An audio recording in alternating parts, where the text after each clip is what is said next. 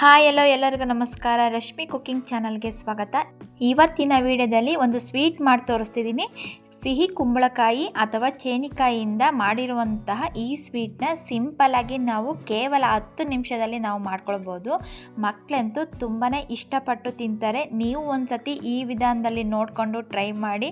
ತುಂಬಾ ಸಿಂಪಲ್ಲಾಗಿ ತುಂಬಾ ರುಚಿಯಾಗಿ ನಾವು ಮಾಡ್ಕೊಳ್ಬೋದು. ಬನ್ನಿ ಯಾವ ರೀತಿ ಮಾಡ್ಕೊಳ್ಳೋದು ಅಂತ ನೋಡೋಣ.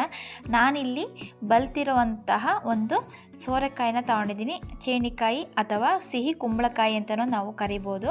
ಈಗ ನಾವು ಕಟ್ ಮಾಡ್ಕೊಳ್ಬೇಕು. ನೋಡಿ, ಈ ಸ್ವೀಟನ್ನು ನಾವು ಒಂದು 10 ರಿಂದ 15 ನಿಮಿಷದೊಳಗೆ ನಾವು ಈ ಸ್ವೀಟ್ನ ಮಾಡ್ಕೊಳ್ಬೋದು. ಒಳಗಿರುವ ತಿಳಿಲು ಮತ್ತು ಬೀಜನೆಲ್ಲ ನೀಟಾಗಿ ನಾವು ತಕ್ಕೊಳ್ಬೇಕು. ನೋಡಿ, ಒಂದು ಸ್ಪೂನಿಂದ ನಾನು ತೆಗಿತಿದ್ದೀನಿ. ನೀಟಾಗೆ ಅದು ಸ್ವಲ್ಪನೂ ಇರಬಾರ್ದು, ನೀಟಾಗೆ ತೆಗೆದುಕೊಳ್ಬೇಕು. ನೋಡಿ, ಹಳ್ಳಿ ಕಡೆ ಎಲ್ಲ ಈ ರೀತಿ ನಮಗೆ ಚೇನಿಕಾಯಿ ಸಿಗ್ತಾ ಇರುತ್ತೆ. ಅದರಿಂದ ನಾವು ಈ ರೀತಿ ವೆರೈಟಿಯಾಗಿ ನಾವು ಸ್ವೀಟು, ಬರ್ಫಿ ಮತ್ತು ಹಲ್ವಾ ಮತ್ತು ಕಡುಬು ಈ ರೀತಿ ಥರ ವೆರೈಟಿಯಾಗಿ ನಾವು ಮಾಡ್ಕೊಳ್ಬೋದು. ನೋಡಿ, ಈಗ ನಾನು ಮೇಲ್ಗಡೆ ಇರುವ ಸಿಪ್ಪೆನೆಲ್ಲ ತೆಗಿತಿದ್ದೀನಿ. ನೋಡಿ, ನೀಟಾಗಿ ನಾವು ಸಿಪ್ಪೆನೆಲ್ಲ ತೆಗೆದುಕೊಳ್ಬೇಕು. ನೋಡಿ, ತುಂಬಾ ಸಿಂಪಲ್ಲಾಗಿ ನಾವು ಮಾಡ್ಕೊಳ್ಬೋದು. ನೋಡಿ, ಸಿಪ್ಪೆನೆಲ್ಲ ತೆಗೆದು ನಾವು ಅದನ್ನು ವಾಶ್ ಮಾಡ್ಕೊಳ್ಬೇಕು. ನೋಡಿ, ನಾನು ತೊಳೆದ್ಬಿಟ್ಟು ಇಟ್ಕೊಂಡಿದ್ದೀನಿ. ಈಗ ಸಣ್ಣದಾಗಿ ಕಟ್ ಮಾಡ್ಕೊಳ್ಬೇಕು. ನೋಡಿ, ನಾವು ಸ್ವೀಟ್ ಮಾಡ್ಕೊಳ್ಳೋದಕ್ಕೆ ಸ್ವಲ್ಪ ಹಣ್ಣಾಗಿರುವಂತಹ ಬಲ್ತಿರುವಂತಹ ಸಿಹಿ ಕುಂಬಳಕಾಯಿನ ನಾನು ತೊಗೊಂಡಿದ್ದೀನಿ. ನೋಡಿ, ಈ ರೀತಿ ಸಣ್ಣದಾಗಿ ಕಟ್ ಮಾಡ್ಕೊಳ್ಬೇಕು.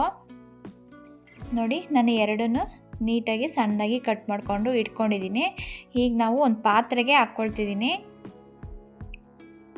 ನೋಡಿ, ನಾವು ಯಾವುದರಲ್ಲಿ ಬೇಯಿಸ್ಕೊಳ್ತೀವೋ ಅದೇ ಪಾತ್ರೆನ ನಾನು ತೊಗೊಂಡಿದ್ದೀನಿ. ಈಗ ಸಿಹಿ ಕುಂಬಳಕಾಯಿ ಕಟ್ ಮಾಡ್ಕೊಂಡಿರೋದನ್ನೆಲ್ಲ ಹಾಕ್ಬಿಟ್ಟು ನಾನು ನೀರು ಹಾಕ್ಕೊಳ್ತಿದ್ದೀನಿ. ನೀರು ಹಾಕ್ಕೊಂಡು ಈಗ ಸ್ಟವ್ ಆನ್ ಮಾಡಿಕೊಂಡು ನಾವು ಬೇಯೋದಕ್ಕೆ ಇಟ್ಕೊಳ್ಳೋಣ. ಒಂದು 5 ರಿಂದ 8 ನಿಮಿಷಗಳ ಕಾಲ ನಾವು ಬೇಯಿಸ್ಕೊಳ್ಬೇಕು. ನೋಡಿ, ಯಾವ ರೀತಿ ಅಂದರೆ ಈ ರೀತಿ ಪ್ರೆಸ್ ಮಾಡಿದರೆ ಅದು ಸ್ಮ್ಯಾಶ್ ಆಗಿಬಿಡಬೇಕು, ಆ ರೀತಿ ಇರಬೇಕು. ನೋಡಿ, ಸಿಹಿ ಕುಂಬಳಕಾಯಿ ಆದಷ್ಟು ಬೇಗನೆ ಬೆಂದ್ಬಿಡುತ್ತೆ. ನೋಡಿ, ಅದು ತಣ್ಣಗಾದ ನಂತರ ಒಂದು ಮಿಕ್ಸಿ ಜಾರಿಗೆ ನಾನು ಹಾಕ್ಕೊಳ್ತಿದ್ದೀನಿ. ಮಿಕ್ಸಿ ಜಾರಿಗೆ ಹಾಕಿ 1 ಕಪ್ನಷ್ಟು ಸಕ್ಕರೆನ ಹಾಕ್ಕೊಳ್ತಿದ್ದೀನಿ.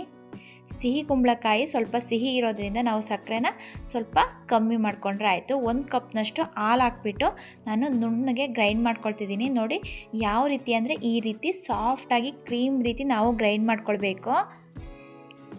ಈಗ ನಾನು ಒಂದು ಬಾಣಲಿಗೆ ಹಾಕ್ಕೊಳ್ತಿದ್ದೀನಿ. ಗ್ರೈಂಡ್ ಮಾಡ್ಕೊಂಡಿರುವ ಸಿಹಿ ಕುಂಬಳಕಾಯಿನ ಹಾಕ್ಕೊಳ್ತಿದ್ದೀನಿ. 1 ಕಪ್ನಷ್ಟು ನಾನು ಹಾಲು ಹಾಕ್ಕೊಳ್ತಿದ್ದೀನಿ.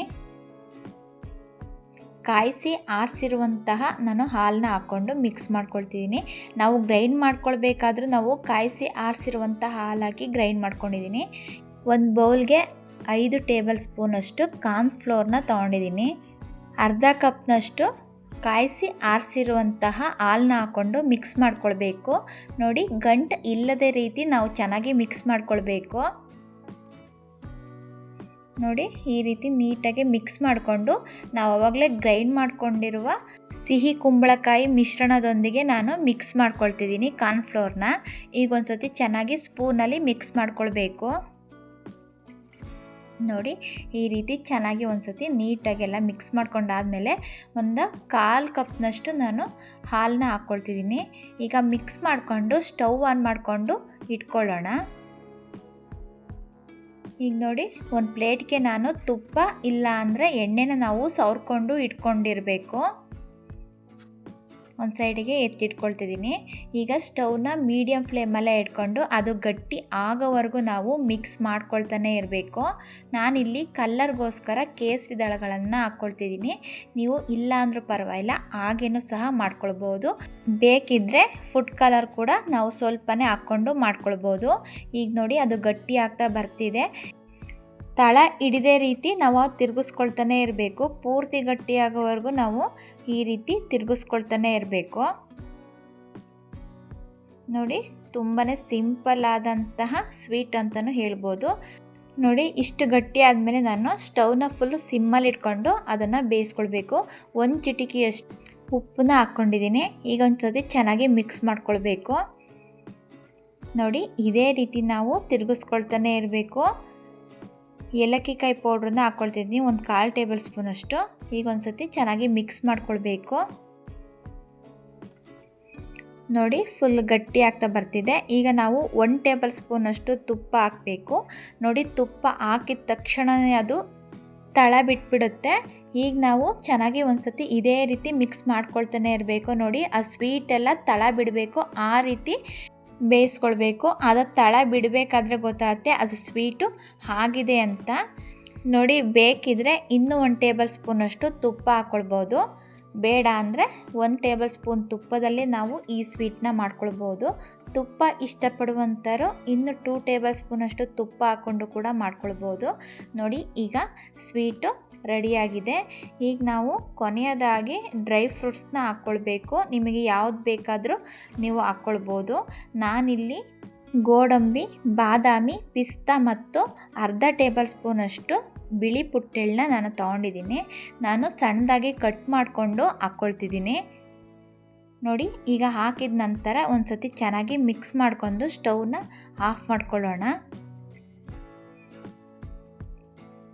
ನೋಡಿ ಸಿಂಪಲ್ಲಾಗಿ ನಾವು ಈ ಸ್ವೀಟ್ನ ಮಾಡ್ಕೊಳ್ಬೋದು. ಕೇವಲ ಕೆಲವೇ ಸಾಮಗ್ರಿಗಳಿಂದ ನಾವು ಈ ಸ್ವೀಟ್ನ ಮಾಡ್ಕೊಳ್ಬೋದು.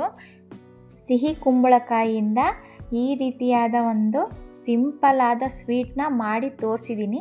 ನೀವು ಒಂದು ಸತಿ ಟ್ರೈ ಮಾಡಿ ನೋಡಿ. ನೋಡಿ ಈಗ ನಾನು ತಟ್ಟೆಗೆ ಹಾಕ್ಕೊಳ್ತಿದ್ದೀನಿ.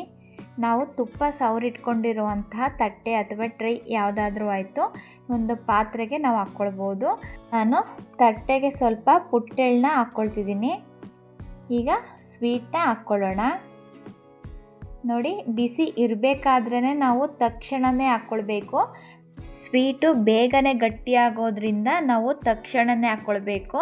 ಅದು ಕಾರ್ನ್ಫ್ಲೋರ್ ಹಾಕಿರೋದ್ರಿಂದ ಅದು ಬೇಗನೆ ಗಟ್ಟಿಯಾಗಿಬಿಡುತ್ತೆ. ಸ್ವೀಟ್ ಹಾಕಿದ ತಕ್ಷಣ ನಾವು ಅದು ಸ್ಪೂನಲ್ಲಿ ಎಲ್ಲ ಕಡೆನೂ ಒಂದು ಲೆವೆಲ್ಲಾಗಿ ಮಾಡ್ಕೊಳ್ಬೇಕು. ನೋಡಿ ನಾವು ತಟ್ಟೆಗೆ ಎಲ್ಲ ಕಡೆನೂ ಈ ರೀತಿ ಸ್ಪೂನಲ್ಲಿ ನಾನು ಒಂದು ಲೆವೆಲ್ಲಾಗಿ ಮಾಡ್ಕೊಳ್ತಿದ್ದೀನಿ. ಈಗ ಒಂದು ತುಪ್ಪ ಸವರಿರುವಂಥ ಸ್ಪೂನಲ್ಲಿ ಈಗ ನಾವು ಅದನ್ನು ನೀಟಾಗಿ ಇದು ಮಾಡ್ಕೊಳ್ಳೋಣ. ನೋಡಿ ಸಾಫ್ಟಾಗಿ ಬರೋ ರೀತಿ ಈ ರೀತಿ ಮಾಡ್ಕೊಳ್ಳೋಣ. ಬಿಸಿ ಇರೋದ್ರಿಂದ ಸ್ವಲ್ಪ ನೋಡಿಕೊಂಡು ಮಾಡ್ಕೊಳ್ಳಿ.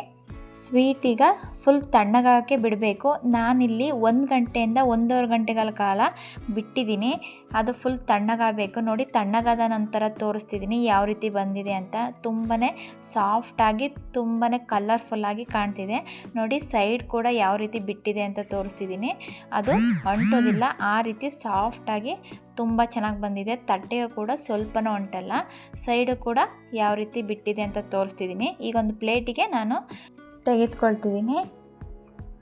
ನೋಡಿ ಯಾವ ರೀತಿ ಬಂದಿದೆ ಅಂತ ತೋರಿಸ್ತಿದ್ದೀನಿ. ಸ್ವಲ್ಪನೂ ತಳ ಅಂಟದೆ ತುಂಬಾ ಸಾಫ್ಟಾಗಿ ಬಂದಿದೆ. ಈಗ ನಮಗೆ ಯಾವ ಶೇಪಲ್ಲಿ ಬೇಕೋ ಆ ಶೇಪಲ್ಲಿ ಕಟ್ ಮಾಡ್ಕೊಳ್ಳೋಣ.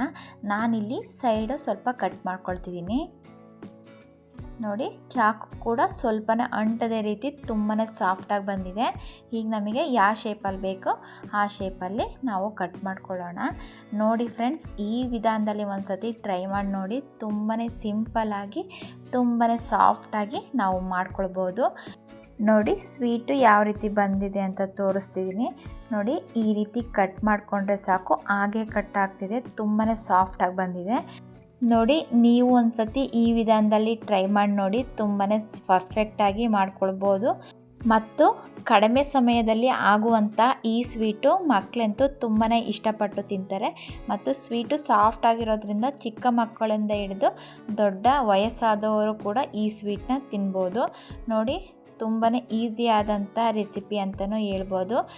ಈ ಸ್ವೀಟು ನಿಮಗೆ ಇಷ್ಟ ಆಯಿತು ಅಂದರೆ ಲೈಕ್ ಮಾಡಿ, ಶೇರ್ ಮಾಡಿ, ಕಮೆಂಟ್ ಮಾಡಿ, ಫ್ಯಾಮಿಲಿ ಜೊತೆ ಫ್ರೆಂಡ್ಸ್ ಜೊತೆ ಶೇರ್ ಮಾಡಿ. ಈಗ ಒಂದು ಪ್ಲೇಟಿಗೆ ನಾನು ಇಟ್ಕೊಳ್ತಿದ್ದೀನಿ. ಸ್ವೀಟ್ ಮೇಲ್ಗಡೆ ನಾನು ಈ ರೀತಿ ಕೇಸರನ್ನ ಹಾಕ್ಕೊಳ್ತಿದ್ದೀನಿ. ನೋಡೋದಕ್ಕೆ ತುಂಬಾ ಚೆನ್ನಾಗಿರುತ್ತೆ, ತಿನ್ನೋದ್ರೂ ಕೂಡ ಅದು ಹೆಲ್ತ್ಗೆ ತುಂಬಾ ಒಳ್ಳೆಯದು. ನೋಡಿ ಯಾವ ರೀತಿ ಬಂದಿದೆ ಸ್ವೀಟು. ತುಂಬಾ ಈಸಿ ಆದಂತಹ ಸಿಹಿ ಕುಂಬಳಕಾಯಿಯಿಂದ ಮಾಡಿರುವಂತಹ ಸ್ವೀಟು. ನೀವು ಒಂದು ಸತಿ ಟ್ರೈ ಮಾಡಿ ನೋಡಿ, ಹೇಗೆ ಬಂತು ಅಂತ ಕಮೆಂಟ್ ಮಾಡಿ. ಯಾರೆಲ್ಲ ನನ್ನ ಚಾನಲ್ನ ಹೊಸದಾಗಿ ನೋಡ್ತಿದ್ದೀರಾ ದಯವಿಟ್ಟು ಸಬ್ಸ್ಕ್ರೈಬ್ ಮಾಡಿ, ಪಕ್ಕದಲ್ಲೇ ಇರುವಂತಹ ಬೆಲ್ ಬಟನನ್ನು ಕ್ಲಿಕ್ ಮಾಡಿ ಸಪೋರ್ಟ್ ಮಾಡಿ. ನೋಡಿ ಸ್ವೀಟು ಯಾವ ರೀತಿ ಬಂದಿದೆ ಅಂತ ನಾನು ಮುರಿದ್ಬಿಟ್ಟು ತೋರಿಸ್ತಿದ್ದೀನಿ. ನೋಡಿ ತುಂಬಾ ಸಾಫ್ಟಾಗಿ ಕೈಗೂ ಕೂಡ ಸ್ವಲ್ಪನೂ ಕೂಡ ಅಂಟದ ರೀತಿ ತುಂಬಾ ಚೆನ್ನಾಗಿ ಬಂದಿದೆ. ನೀವು ಒಂದ್ಸತಿ ಟ್ರೈ ಮಾಡಿ ನೋಡಿ ಹೇಗೆ ಬಂತು ಅಂತ ನನಗೆ ಕಮೆಂಟ್ ಬಾಕ್ಸಲ್ಲಿ ತಿಳಿಸಿ. ಇನ್ನೂ ಬೇರೆ ರೆಸಿಪಿಗೋಸ್ಕರ ನನ್ನ ಚಾನಲ್ನ ಸಬ್ಸ್ಕ್ರೈಬ್ ಮಾಡಿ ಸಪೋರ್ಟ್ ಮಾಡಿ. ವಿಡಿಯೋ ನೋಡಿದವರು ಇಷ್ಟ ಆಯಿತು ಅಂದರೆ ಲೈಕ್ ಮಾಡಿ ಸಪೋರ್ಟ್ ಮಾಡಿ. Thank you.